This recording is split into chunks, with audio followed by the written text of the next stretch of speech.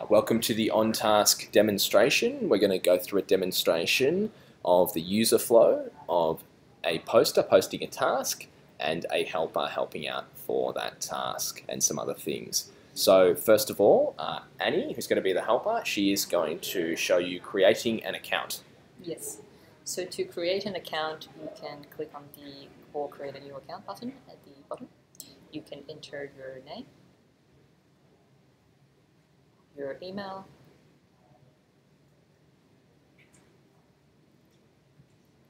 and choose a username.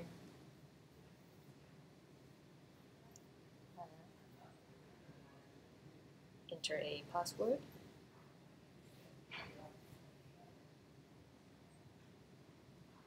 And then press the sign up button.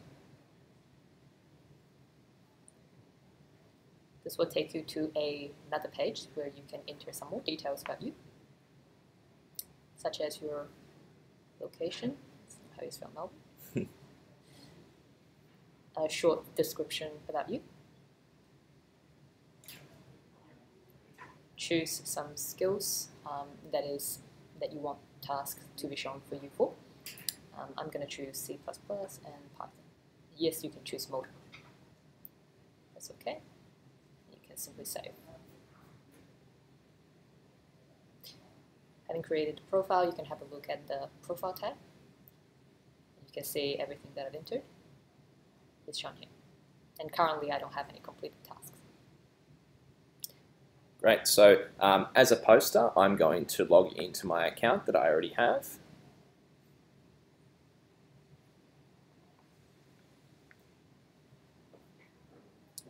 And in the My Tasks section, I can go to the Poster tab and check some tasks that I've already submitted in the Open tab. So you can see there's 3 tasks there with a few applications. I can also go to the ones that are in progress and complete them when I need to. So I'll run you through quickly the process of creating a task.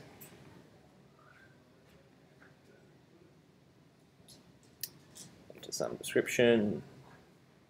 Build a cool app. I put in the offer for how much I'd like it done for, what I'm willing to pay.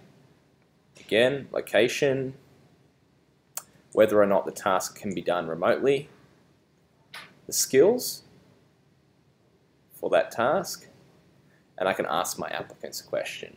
So, what is your experience with Python? Or what is your experience with C++? There it is, ++. And describe a personal project you have created. Okay, so I can create that task. And that should go into the list of tasks that are open for me. It's up there at the top, task share, and it's also in the open task list. So for a helper, I've selected my skill as C++ and Python. So going into the search tab, this shows me the main task feed, and I would expect for the new task to show up, and it did, right at the top because it is sorted by its relevance to me. So what I will show now is some helper interaction from the task feed. Now to shortlist a task, all you need to do is you can swipe right. So I'm going to look at this task here and I'll say I like it. I am going to swipe right to shortlist it. And it disappears from my task feed straight away. I can discard tasks such as this Melbourne Uni Research Platform task. And the way that I do it is I just swipe left. And again, it disappears from my task feed. I can discuss some more tasks. So finance trading technician, not interested in that, so I'm just going to do that. Now, if I want to find out a little bit more about the task, I can click on it to get more information. For this machine learning research, I'm going to do just that. It's going to show a task detail page, give an overview, the skills required, the location requirement, the offer price. And I like I'm not really into it enough to apply for it now, so I'm just going to go back and just shortlist it for now. Again, I can shortlist some more.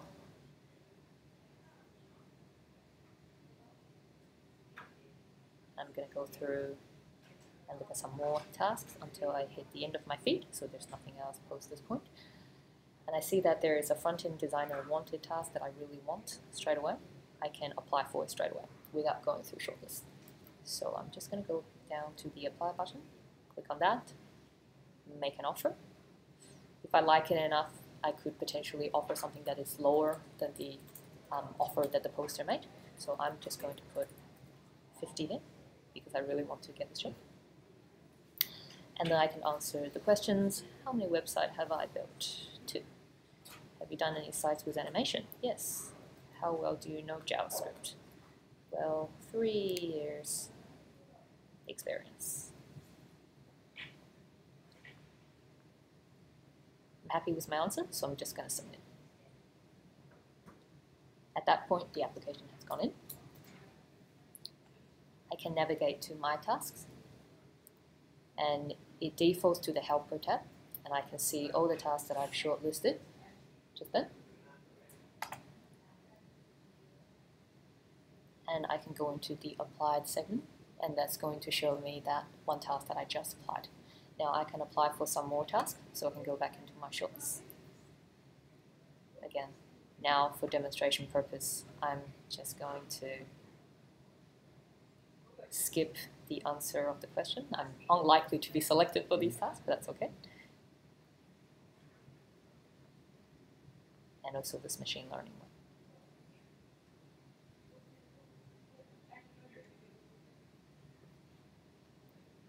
Submit. Okay, great. So now as a poster, out of the 4 tasks that I have, I can see that some people have applied for them. Let's just say the task I just created, no one's applied for it yet, so I'm going to go ahead and delete that task. Okay, so the 3 tasks that I have open, I can take a look at them. So first of all, I'm going to open Front-End Designer and see that it has 1 application there. So I'm going to have a look at this, and I'm just going to decline this user. Okay, so for machine learning researcher, I'm going to go into that, have a look at the applicants, and I can go through and have a get a look at them. From here I can see all the tasks that every user has completed, the number of times they've been shortlisted, the quote that they've given, and it is ranked by rating. So the users with higher rating will appear up the top.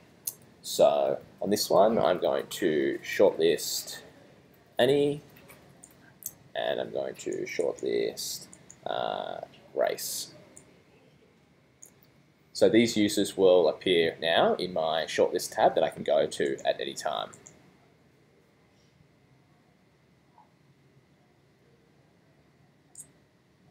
Okay, so now I'm going to go into Robotics Programmer, have a look at my applicants for that. I think I might shortlist Annie. Looks like my Uni Wireless is dying on me. So I'll just wait a second.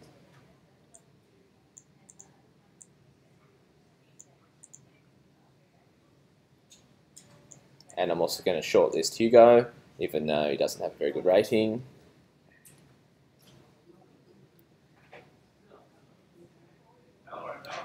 Okay, so from here, I can go into my shortlist, and I might decide that after looking at Annie's application for this task, that I want to accept her for the task. So I accept, and I start that task. I can now see the task has gone into in progress, and I could go ahead and complete that task at any stage.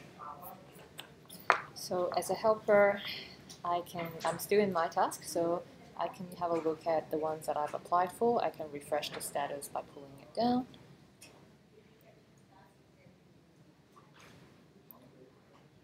And I think the screen recorder is a little bit glitched out. Let's give it a second to update. There we go. So as you can see, there are my application status. One of them is showing declined and one of them is showing shortlisted. And I can filter by the application status if I want to track my application. And as Matt have accepted me for one of the tasks, if I go into the Assign tab, I'll see that I've been assigned to one task. And again, you can filter this by completed task as well when that task is then marked as closed.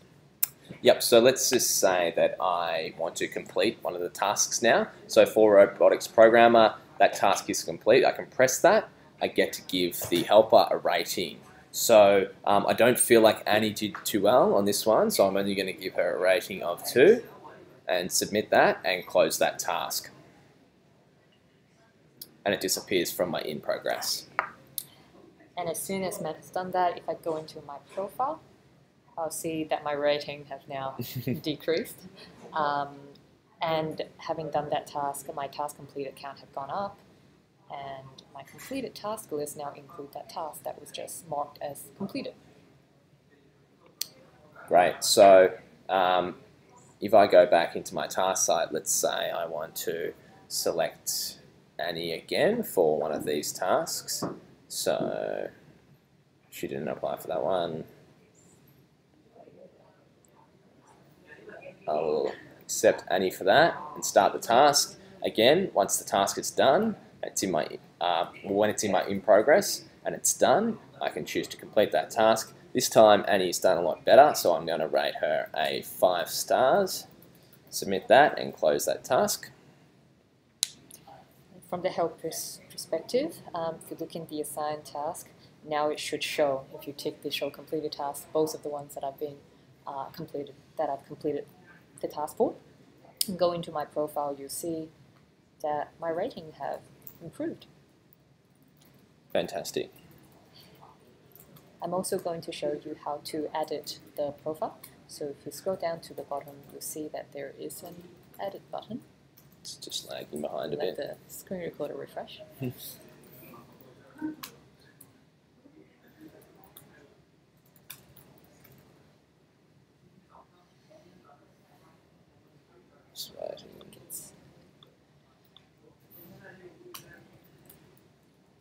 There we go.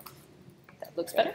So if you click on the edit button, it will take you to a page that looks a little bit like the profile creation page.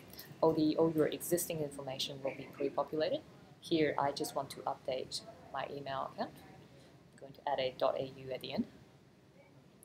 You can also change your password here. Again, there's a requirement that you re-enter it to make sure that you do it properly. Having changed all the things I wanted to change, I'm also going to add a skill. So maybe I've acquired a new skill over this period of time and I want to add CSS to my toolkit. I can then press OK, and I can save that change. So going back into my profile, you can see that my skills list has updated. Yep, and of course we can both log out from our accounts By pressing the logout in the corner.